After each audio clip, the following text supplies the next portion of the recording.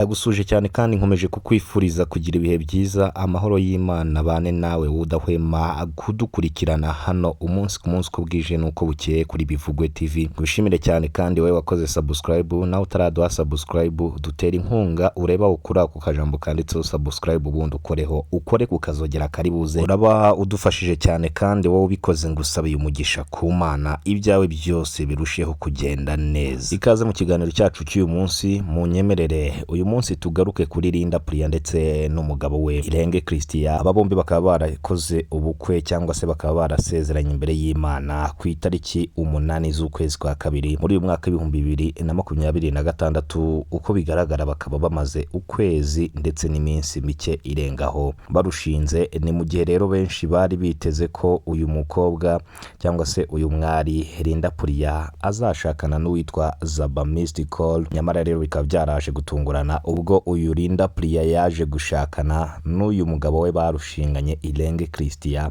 Benshi bakaba baraje gutungurwa nuko Linda Priya atashakanye na Zaba Mystical, bagiranye ibihe byiza dore ko yewe aba bombi bamaranye imyaka myinshi mu rukundo, babanye neza mu by'ukuri nk'uko byagendaga bigaragara, kandi bakaba bari bafite n'umutima mwiza wo kugenda bazenguruka bafasha abantu benshi babana n'ubukene. Twagiye tubibona muri video nyinshi zagiye zicicikana ku ma YouTube channel atandukanye. Rero byose reka ngende mbanyuriramo mbabwira uko uyu Linda Priya yaje gutandukana na Zaba Mystical, ndetse nanababwire buryo ki yaje gukundana bikomeye n'uyu mugabo we bari kumwe ubu ngubu Irenge Christian, ndetse bakaba bari mu munyenga w'urukundo, bakaba bari mu kwezi kwa buki, aho bikomeje kugenda bigaragara ko babanye neza, kandi bakaba banakomeza gushima Imana ko yabubakiye nk'uko bagenda babinyuza mu mavideo atandukanye bakomeza kugenda basohora. Ariko ndibuze mu nkuru yacu uyu munsi ndibuze kugenda ngaruka ku mpande zombi, ndababwiza ukuri ko ntazibana zidakomanye amahembe. Sindibuze kujya cyane mu mateka, ahubwo ndibuze kuvuga ibyo tugenda tubonesha amaso yacu ya buri munsi ko bwije nuko bukeye. Ndaza kwibanda cyane ku ruhande rwa Linda Priya, aho n'ubundi nawe bikomeje kugenda bigaragara ko yaba ari umuhosta mu tubari tugiye dutandukanye. Ni nyuma yuko uwitwa Kankuza Charlie wamenyekanye ku izina rya Kenesi, uyu nguyu akaba ari we nyiri TV na Radio 1, ndetse akaba ari na perezida w'ikipe ya Gasogi United, ndetse akaba ari niye. Ni nyuma yuko rero yamaze gutangaza ko ubuhosta cyangwa se kugenda guhostinga mu kabari ari uburaya. Ni mu gihe rero ubuhosta ari ukugenda kuba umuntu ari umusitari cyangwa se afite izina runaka, afite abantu bamukurikirana, akagenda ahantu mu kabari akavugana na nyiri kabari kugira ngo aze kuzana abakiriya benshi babe benshi, hanyuma rero nyiri kabari aze kumuhemba amafaranga atubutse bitewe n'abakiriya baje ndetse binatewe nuko baguze. No kuvuga ngo rero umwuga w'ubuhosta cyangwa se umwuga wo kujya guhostinga mu kabari n'ubundi ni umwuga ugira amafaranga cyane kuba ukora, dore ko yewe hari umuntu ufite kujya guhostinga mu kabari akaba yacyura miliyoni y'amafaranga y'u Rwanda mu ijoro rimwe gusa ya hostinze. Ibi rero Kenesi we akaba yaravuze ko guhostinga mu kabari byaba ari uburaya ndenga kamere. Rero ndaza kubabwira ko Linda Priya nawe amakuru dufite nuko yaba ajya guhostinga mu tubari dutandukanye nk'uko dukomeza kugenda tubibona. Rero reka mbanyuriremo gato, ariko sindibuze kwibanda mu mateka cyane.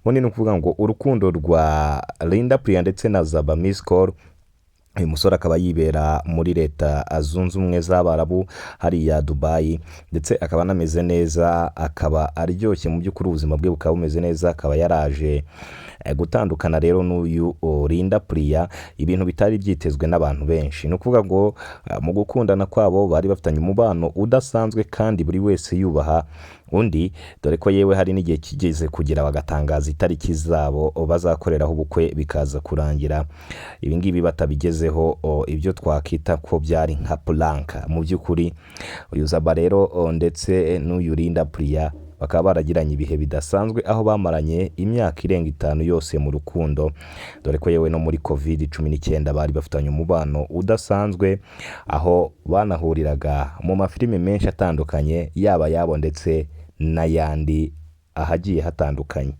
abakomeje gukundana rero inkuru yabo y'urukundo ibinyandiko mu bitabo, inkuru yabo y'urukundo irakwirakwira ku mbuga nkoranyambaga. Mbese abanyarwanda bose bamenya ko Linda akundana na Zaba Mystic-Call, dore ko benshi banakomeje kugenda bavuga ko Linda Puria yaraberanye cyane n'uyu Zaba Mystic-Call, ariko bikaba byaraje gutungurana ubwo yaje gushyingiranwa n'uyu mugabo bari kumwe magingo aya ngaya witwa Irenge Christian. Ibintu byatunguye abantu benshi. Bidatinze rero Zaba Mystic-Call yaje kwerekeza Dubai. Ahangaha urukundo rwabo rwari rukomeje ariko ruri kugenda rucika amazi buhoro buhoro. Nibwo rero byaje kurangira Zaba ageze Dubai yibonera undi mukobwa urusha Linda Puria amafaranga, maze bahita batandukana. Batyo niko rero guhita ahura na Christian ahita amupropose amubwira ko amukunda. Urukundo rwa Christian, Irenge ndetse n'uyu Puria nuko rwatangiye biza kurangira bapanze no kubana, maze baza gushyingirwa, dore ko bashyingiye ku itariki ya 8 z'ukwezi kwa kabiri muri uyu mwaka turimo. Ubukwe bwabo bukaba bwaranagenze neza cyane uko abantu benshi batabikekaga, ndetse ibyamamare byinshi bitandukanye bikaba byaritabiriye ubukwe bwa Linda Puria ndetse na Irenge Christian. Ibintu bidasanzwe cyane. Ku munsi w'ubukwe Irenge Christian yaririmbiye umugore we Linda Puria. Mu kumuririmbira rero abantu benshi bagiye ku mbuga nkoranyambaga batangira kuvuga ko Christian aririmba nabi kandi mu by'ukuri aririmba nk'usarara. Ibintu rero byaje kuvugwa, ndetse Irenge Christian we akaza nyuma avuga ko uko yaririmbye ari nako yarashoboye kandi yifuje gutura umugore we bari bamaze gushakana. Indirimbo ari nawe rero yamuririmbiye kuri uwo munsi ubukwe bwabo. Nyuma y'ubukwe rero uyu Christian byagaragaye ko yagiye agenda agaragaza ko yishimiye umugore we cyane, anashima Imana ko yamuhaye umugore mwiza yishimira. Aho rero yagiye amuha impano nyinshi zitandukanye, dore ko yewe yaje kumugurira iPhone nk'igihembo mu by'ukuri cyuko yamubereye umukunzi mwiza mu myaka yose bari bamaze bakundana. Ahangaha rero ibi bintu byaje kugenda bitungura abantu. Hari amavideo amaze iminsi acicikana kuri YouTube channel yitwa Linda Puria TV. YouTube channel akaba ari yaba bombi, aho rero aba bakunda gukina planka cyangwa se bakunda kwigaragaza, bavuga ko bashwanye, undi munsi bakavuga ko umugabo yanze umugore. Ibi rero akaba ari planka baba bapanze bakazikira hanze, gusa benshi bakomeza kugenda bagira ngo ni ibyanyabyo, ariko mu by'ukuri urugo rw'aba bombi rurashikamye kandi rumeze neza cyane. Ni mu gihe benshi bo bakomeje kugenda bavuga ko uru rugo ngo rutazamara igihe bitewe nuko bigenda bigaragara. Ariko ndababwiza ukuri, aba bombi bafitanye umubano ndetse n'urukundo rudasanzwe, uyu Christian ndetse na Linda.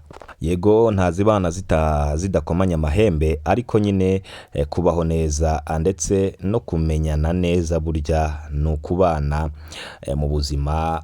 Buri wese amenyamo mugenzi we, kandi ntago wamenya mugenzi wawe atarakaye kugira ngo ubashe kumenya ngo kurakara kwe gushingiye kuki cyangwa se kwihangana kwe gushingiye he. Nyamuneka niba ari ubwa mbere warugeze hano, ibuka gukanda subscribe ukore no kunzogera kugira ngo amakuru yose atambuka ngaho ujye yumva mu ba mbere.